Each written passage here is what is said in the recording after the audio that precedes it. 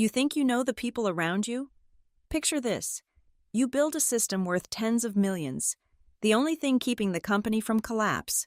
Then one day, your CFO, always in his $3,000 suits, smiling like he just won an Oscar, decides to frame you as the criminal to cover up his $47 million fraud.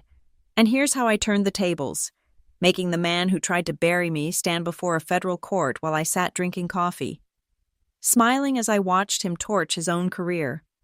My name is Emily Carter, and after 12 months of 70-hour weeks, sleeping under my desk, and architecting a $47 million infrastructure system that literally kept Northbridge Technologies from imploding, I received my annual bonus, $1,500, before taxes.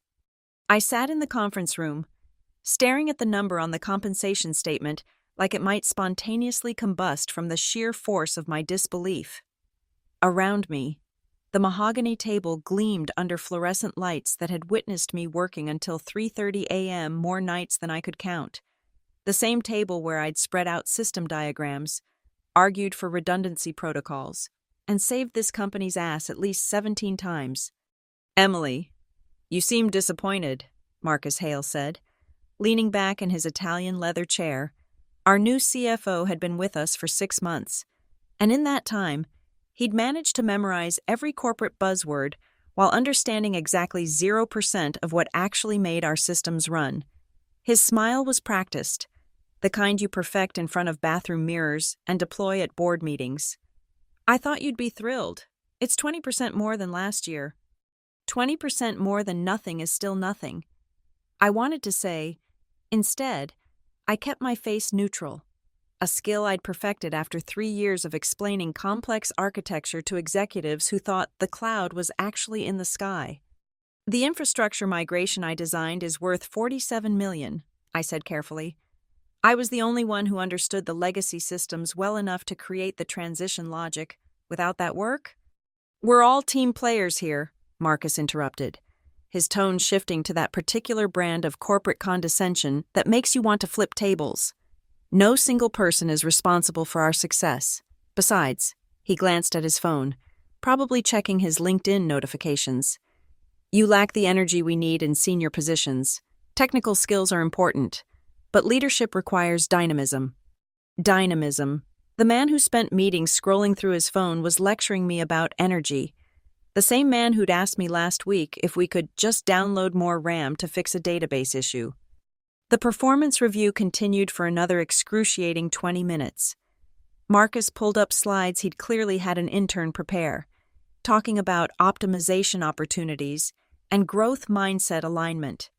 When he reached the slide about executive presence, complete with a stock photo of people in suits pointing at charts, something inside me crystallized into cold, hard clarity. This wasn't incompetence. This was deliberate. I'd seen the signs but ignored them, too buried in code to pay attention to the politics. The way Marcus had slowly pushed out the senior engineers who questioned him, how he'd restructured reporting so all technical documentation went through him first, the mysterious delays in my promotion packet that somehow kept getting lost. "One more thing," Marcus said as I stood to leave. "I need you to remove those risk warnings from the migration report. They're unnecessarily alarmist and might concern the board." "Those warnings are critical," I said. "Without proper compliance checks, we could—" "Emily," his smile tightened, "I'm not asking. Clean it up. We need to show maximum velocity, minimum friction. The board wants to see growth, not problems." I nodded, gathering my pathetic compensation statement. "I'll revise the report." "Good. Have it to me by end of day." Walking back to my desk, past the ping-pong table no one ever used, and the motivational posters about synergy, I made a decision. Marcus Hale thought he was playing chess while I was playing checkers. He thought wrong. I would revise that report. All right, but I'd also create a second version, the real one, with every single risk documented, dated, and digitally signed, and I'd make sure it found its way to people who actually gave a damn about compliance. Marcus wanted to play games? Fine, but he'd just made a critical error. He'd underestimated the woman who built the very system he was standing on, and unlike him, I actually understood how it worked. And more importantly, I knew exactly how to make it stop working for him. The beauty of working with executives who don't read technical documentation is that they'll sign anything that looks sufficiently complex. Marcus Hale was about to learn this lesson the hard way. I spent the next 3 weeks crafting my masterpiece, not in code, but in legal compliance. While Marcus was busy glad-handing board members and posting thought leadership drivel on LinkedIn, I was threading a perfectly legitimate trap through our system architecture. The key was Clause 7.4b in our internal intellectual property guidelines, a dusty piece of legalese that nobody had looked at since 2019. It stated, quite clearly, that any proprietary logic created by an individual contributor remained under their personal authorization until explicitly transferred via written consent. In layman's terms, I owned the migration logic until I said otherwise. Most people didn't know this clause existed. Hell, I'd only discovered it while researching patent applications 6 months ago, but it was there, buried on page 47 of the Employee Handbook, legally binding and beautifully ironclad. I began implementing my plan with surgical precision. First, I embedded proprietary authentication modules deep within the migration framework. Not malicious code, nothing that would harm the system, just my own unique logic patterns that required my personal cryptographic signature to fully deploy. Think of it as a lock that only I had the key to. Then came the paper trail. I sent Marcus a meticulously crafted email at 11:45 p.m. on a Friday, knowing he'd never read it. Marcus, per Clause 7.4b of our IP guidelines, I'm formally notifying you that the migration logic contains proprietary elements requiring my written authorization before any production deployment. Please confirm you've received this compliance notice. Thanks, Emily. His response came 30 seconds later, clearly auto-generated. Sounds good. Keep pushing forward. Sent from my iPhone. Perfect. Legal notice delivered and acknowledged. Over the next month, I watched Marcus systematically destroy everything competent about our technical team.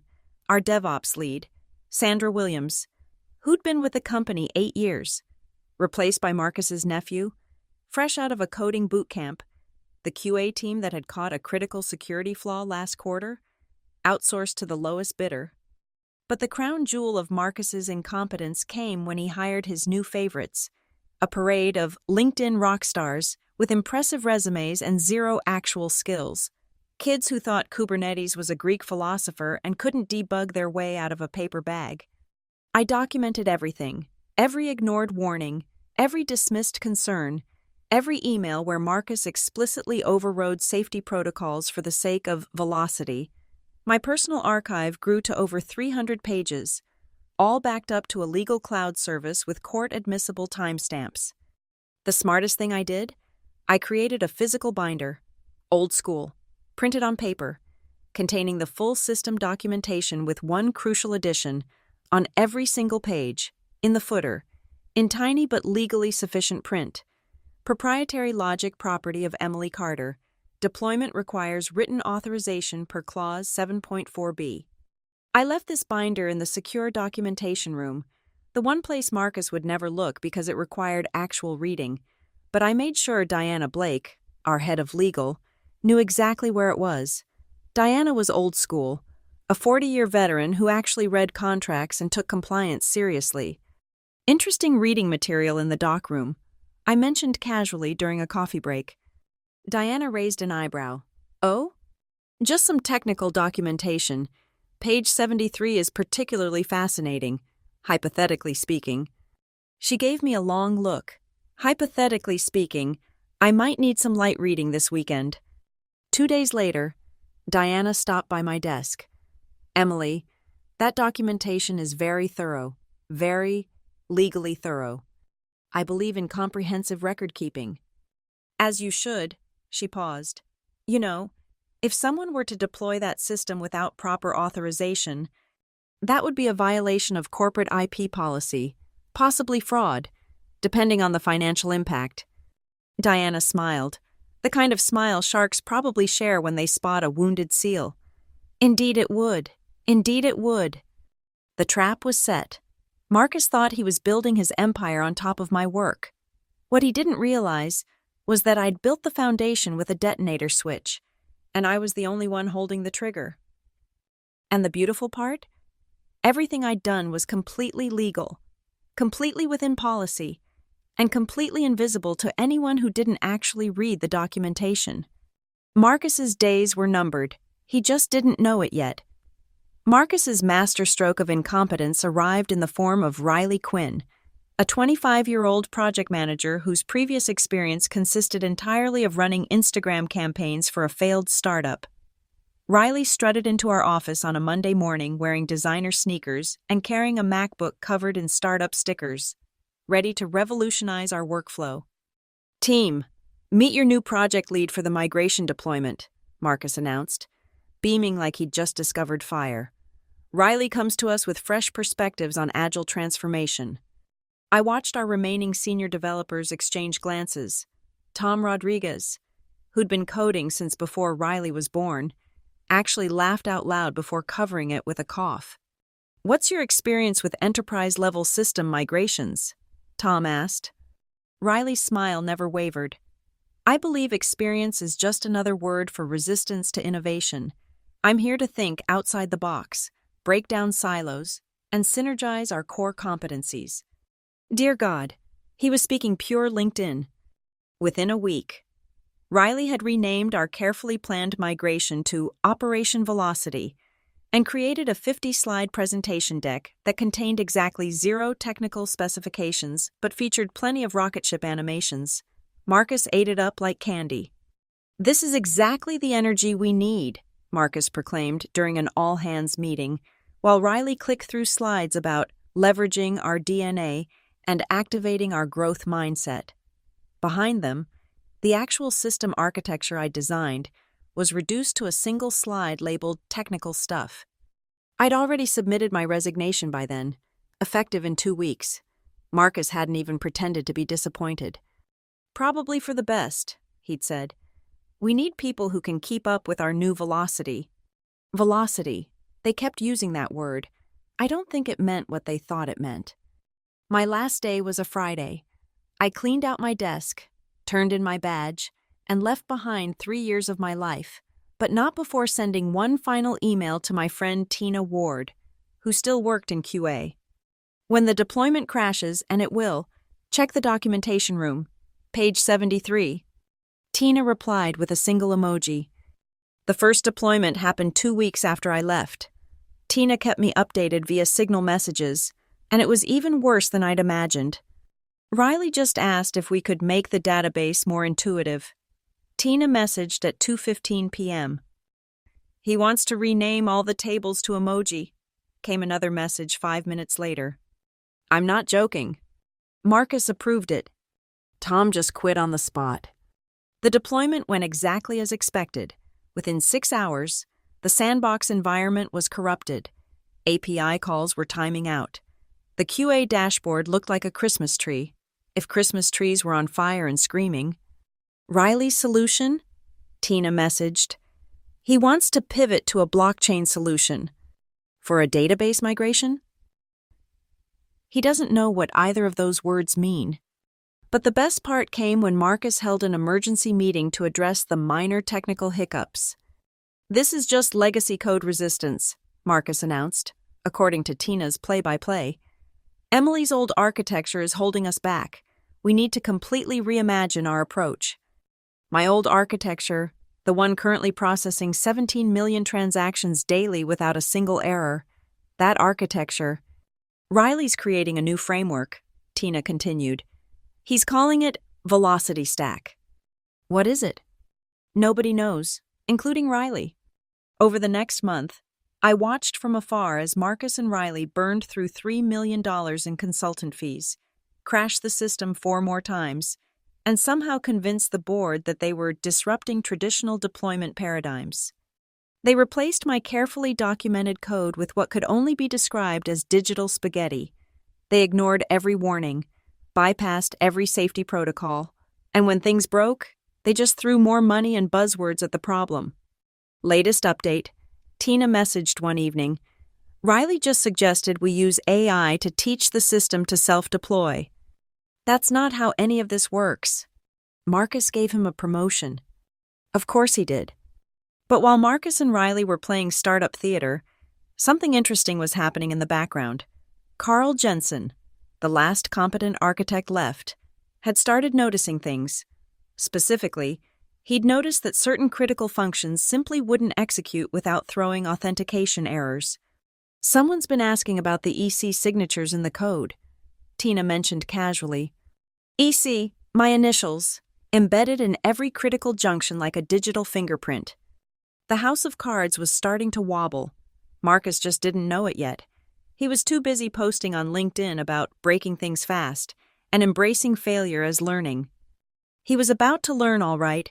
He was about to get a PhD in failure. Carl Jensen was the kind of engineer who actually read error logs for fun. While everyone else was panicking about the latest deployment disaster, Carl was doing what he did best, following the breadcrumbs. Tina, what does EC stand for? He asked one afternoon, according to my inside source. Tina played dumb. No idea. Maybe error code?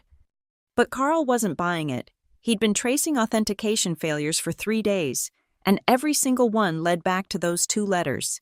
EC signatures were everywhere, wrapped around critical functions like digital DNA, impossible to remove without breaking everything.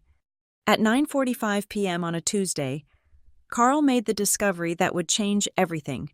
He was digging through the secure documentation room, looking for legacy system specs, when he found my binder, 86 pages of meticulously detailed architecture, complete with flowcharts, dependency maps, and one very interesting footer on every single page. Holy shit, Carl muttered. According to the security footage Tina later described to me, he sat there for 2 hours, reading every page, cross-referencing with the actual code. The more he read, the more his expression shifted from confusion to understanding to something approaching awe. The next morning, Carl went straight to Diana Blake's office, binder in hand.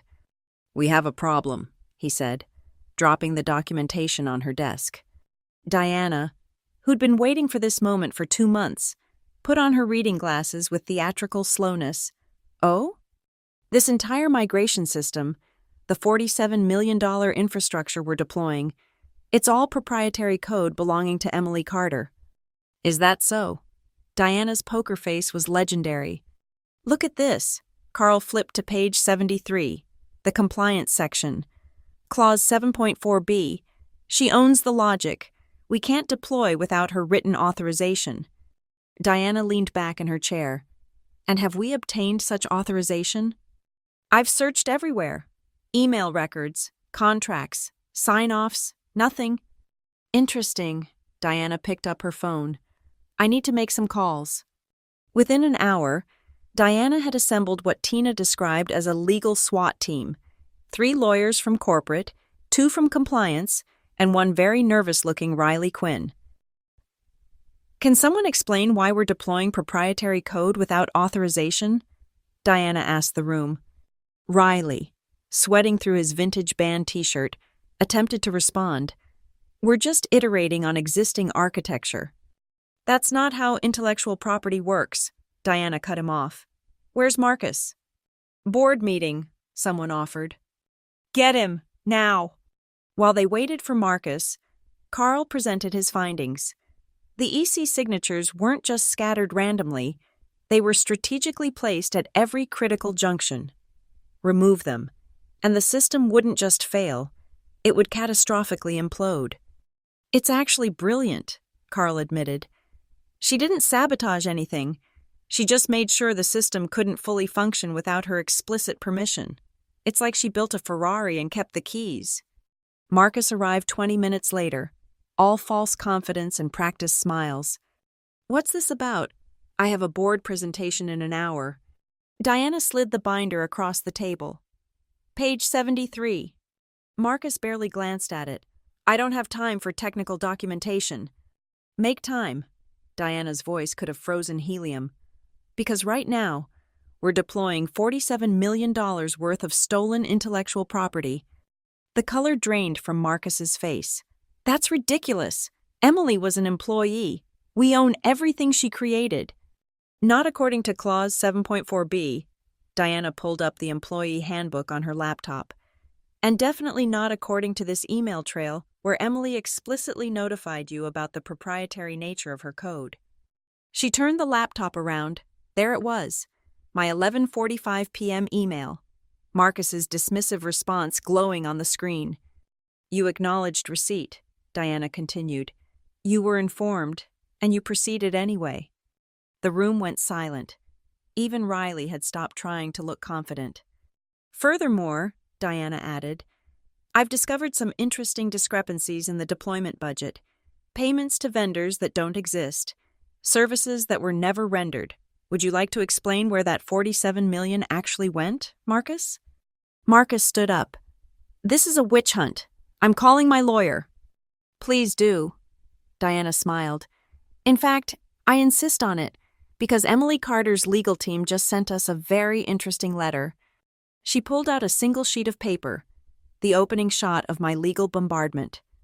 They're requesting confirmation of whether we've deployed her proprietary code. They're also asking about the budget allocations. And Marcus? Diana's smile turned predatory. They seem to have documentation we don't, lots of it. Carl looked between Diana and the binder. She planned this whole thing, didn't she? Diana said nothing, but her smile widened just a fraction. She knew Marcus would ignore the warnings, Carl continued, understanding dawning on his face. She knew he'd never read the documentation. She set a perfect trap. I wouldn't know anything about that, Diana said carefully. I only know that we have a serious legal problem. And Marcus, you're at the center of it. Marcus grabbed his phone and stormed out, already dialing frantically. Riley looked around the room like a lost puppy. So, should I continue with Operation Velocity? The entire room turned to stare at him. I'll take that as a no. The fire drill happened on a Thursday at 2:30 p.m. Everyone knew the drill. Grab your stuff, file out orderly, stand in the parking lot for 10 minutes while building management checked boxes. Except this time, Carl Jensen had other plans.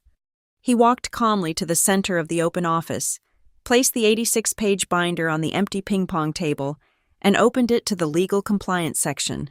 Then, with the deliberate precision of a conductor before a symphony, he clapped 3 times. Loud, sharp, commanding. The entire office froze.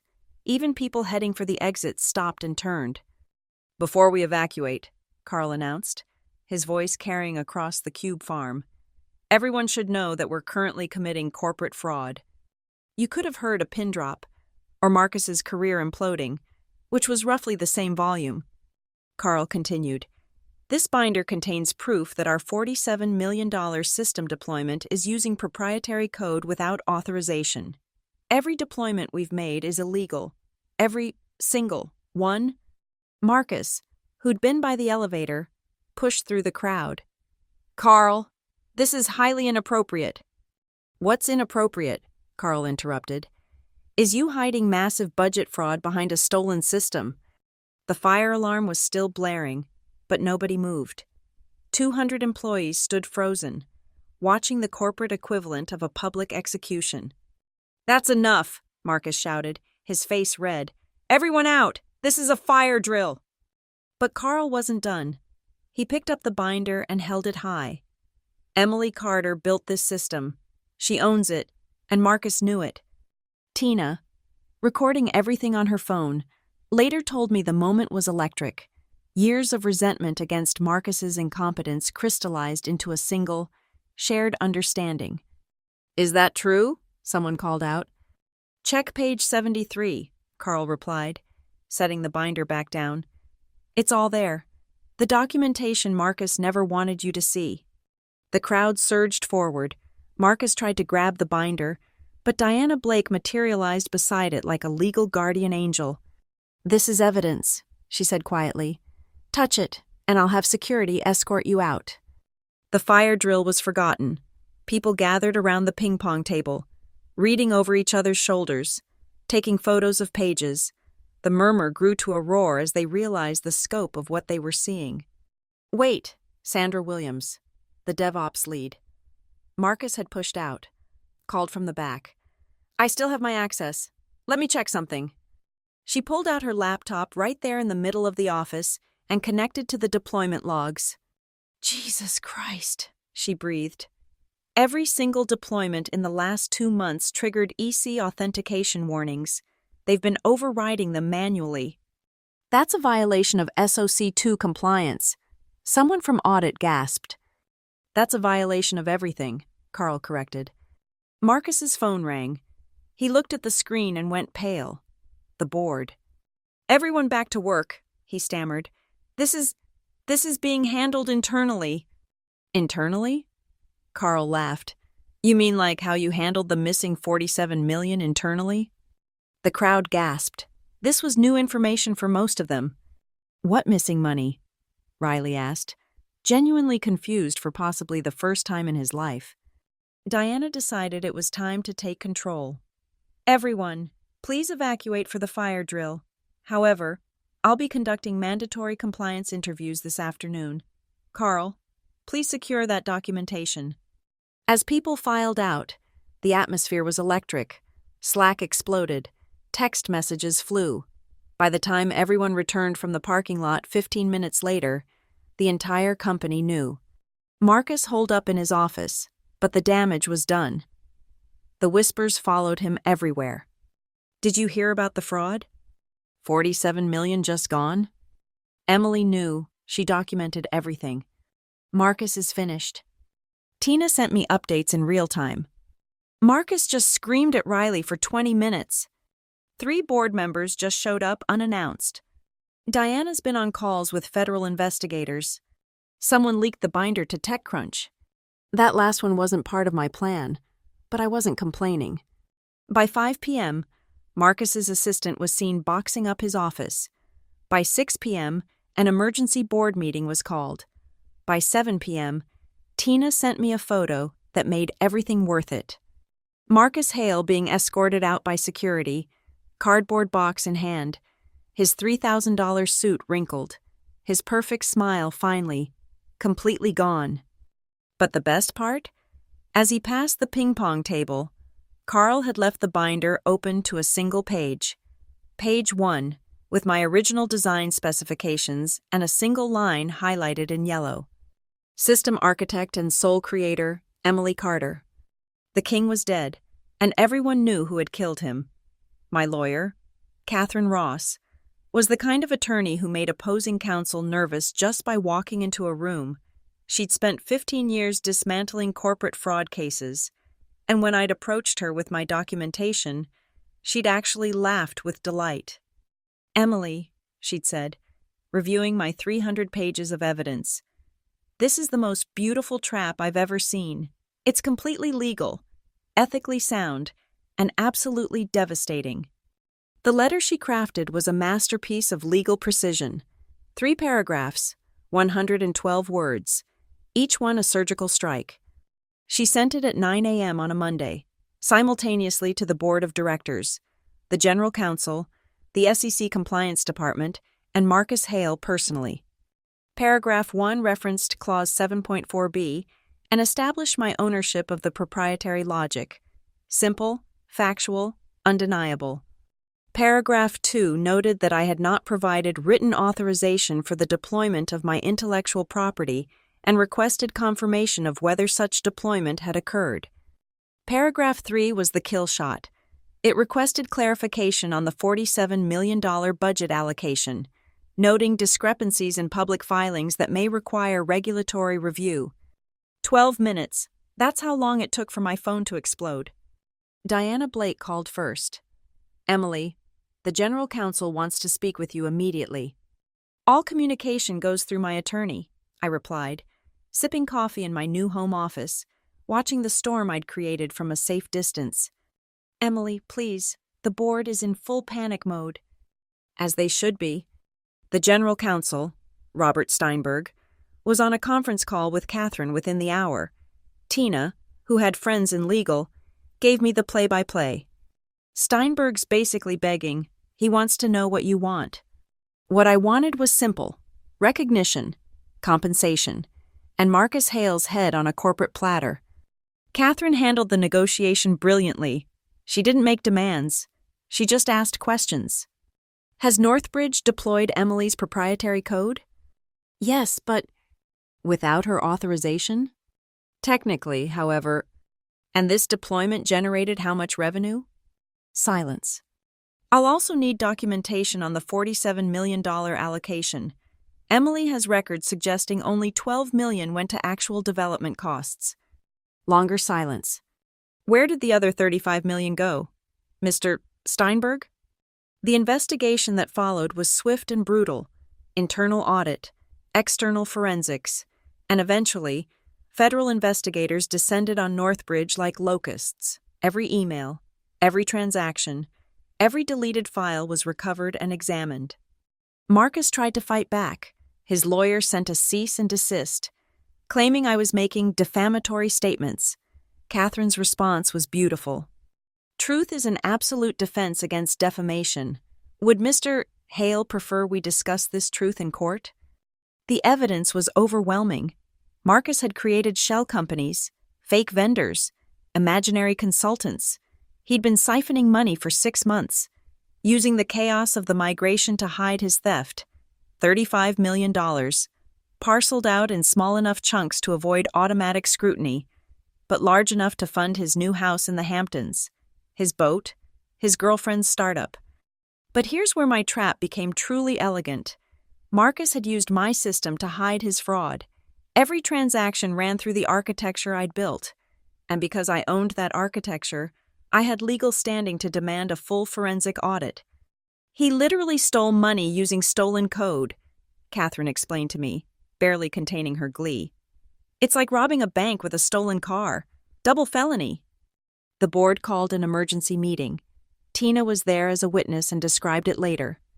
Marcus walked in like he still owned the place. Within 5 minutes, Steinberg was reading him his termination letter. By minute 10, the FBI liaison was explaining his rights. But Marcus made one last desperate play.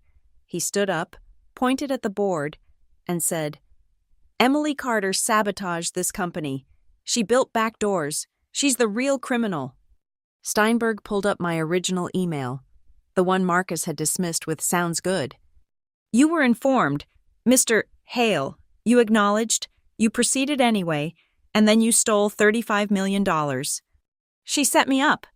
She followed policy. You committed fraud. There's a significant legal distinction." The FBI arrested Marcus 2 days later at 6:15 a.m. Tina sent me the news alert, and I'll admit, I smiled. The headline was perfect. Tech CFO arrested in 47-law fraud scheme, illegal IP deployment. But the letter Catherine sent that morning wasn't just about destroying Marcus. It was about rebuilding Emily. The settlement negotiations that followed were swift. Northbridge needed my authorization to continue using the system. They needed my silence about the security vulnerabilities Marcus had introduced. They needed me. Catherine handled it perfectly. My client is prepared to license her proprietary code for a reasonable fee, say 15% of the system's generated revenue for the next 5 years, plus back pay for unauthorized use. They agreed within 48 hours.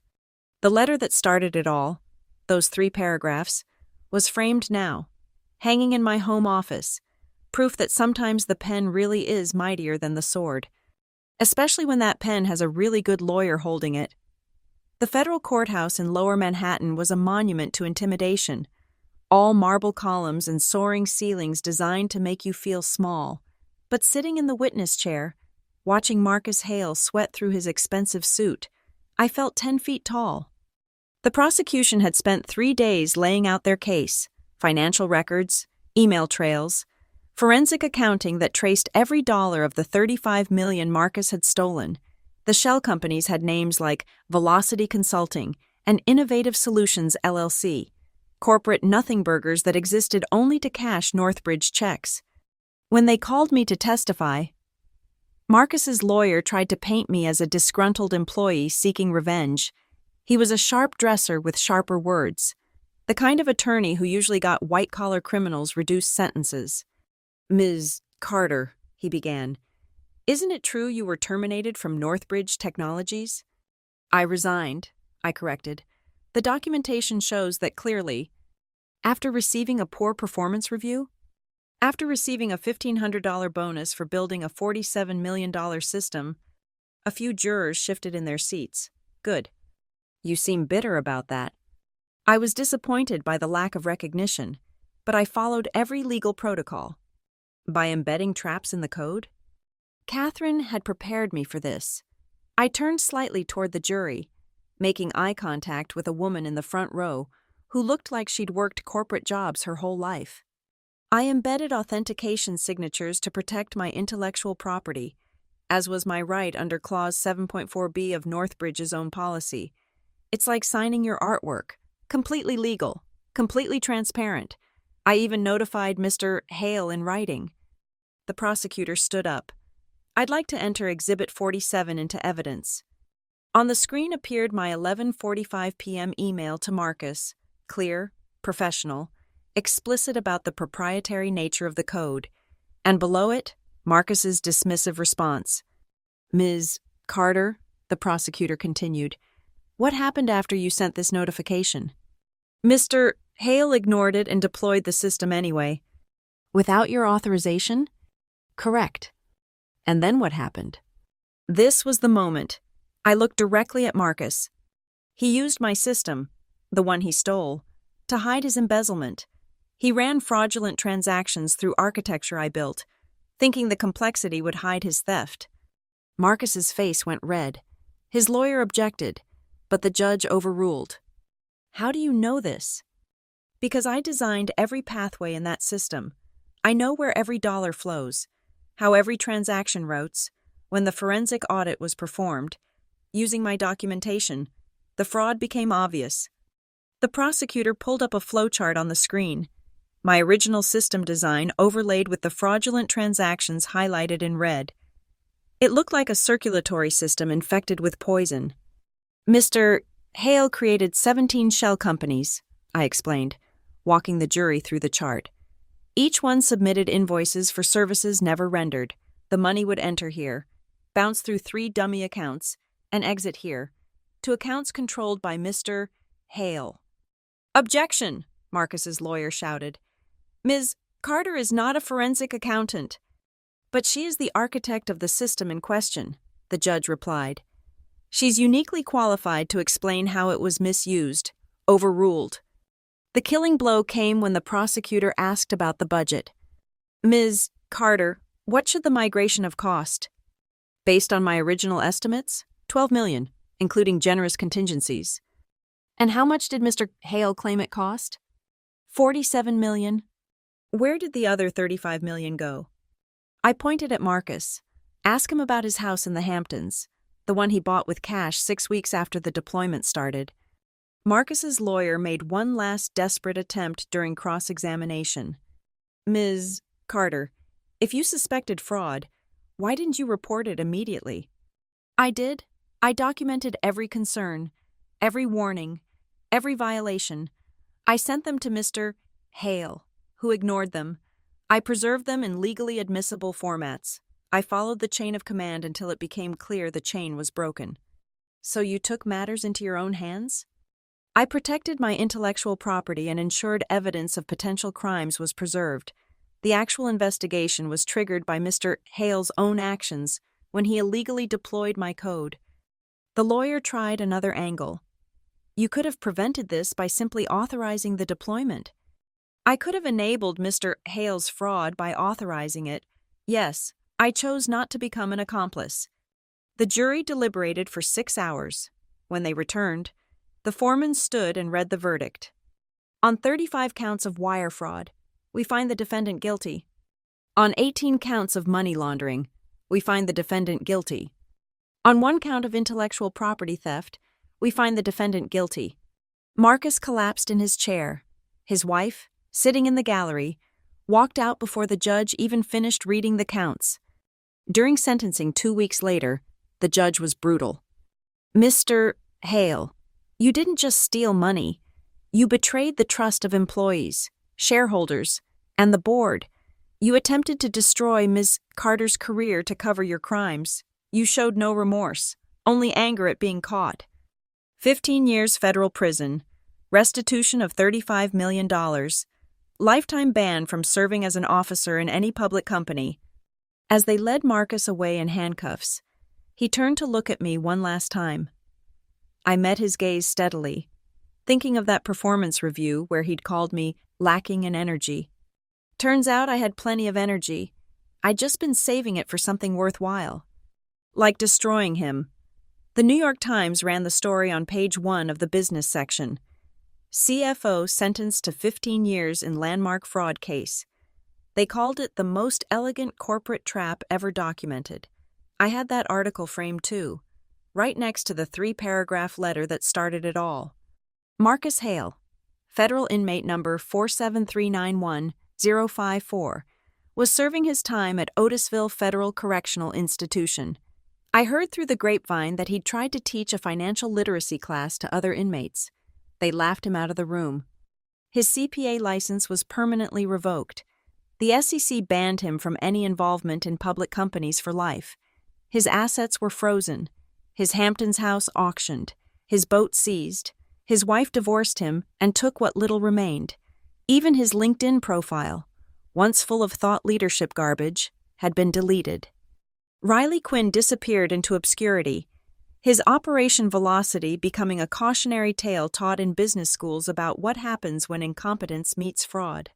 Last I heard, he was working at his dad's car dealership in New Jersey. As for Northbridge Technologies, they survived, barely.